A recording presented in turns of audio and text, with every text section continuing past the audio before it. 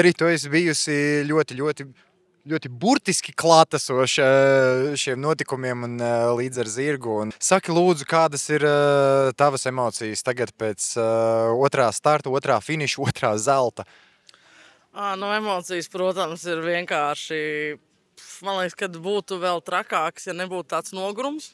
Jo tās sacensības daudz gan morāli, gan fiziski ir paņēmušas. Bet es esmu tādā sajūsmā, es esmu tik laimīga. Viņi to bija pelnījuši, visa komanda bija pelnījuši šīs 2 zelta medaļas. Tu esi tā, kas zirgu godpilni un cieņpilni izveda uz apbalvošanas ceremonijas brīdi.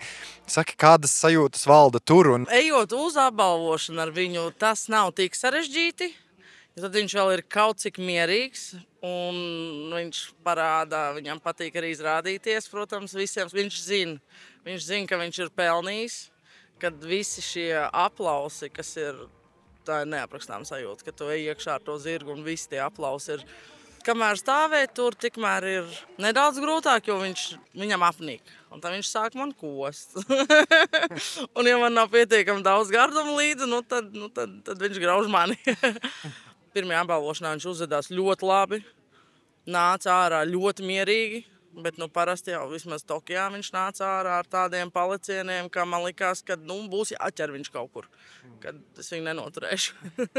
Kas ir tas, ko tu paņemsi no šīs Parīzes pieredzes, no Versaļas dārziem, no paralimpiskajām spēlēm kopumā šogad? Fantastiskās sajūtas.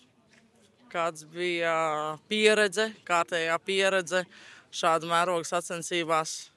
Šis teorētiski ir arī manas pēdējās sacensības, jo es esmu nolēmusi beigt šo karjeru.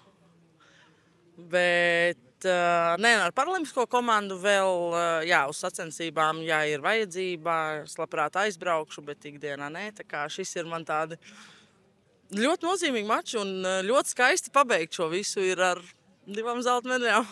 Ir nedaudz tā bēdīgi, bet tajā pašā laikā priecīgi un vēl, kā vēl labāk šo visu pabeigt.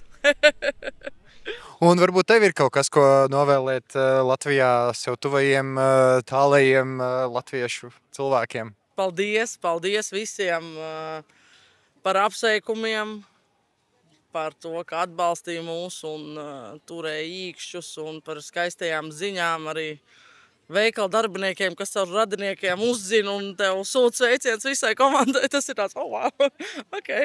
Un lai skatās, lai turpina sekot līdzi parasportam, ne tikai arī jātniekam, bet vispārīgi, jo tas ir tas, ko viņi dara, tas ir satriecoši. Paldies, lepojamies ar jums!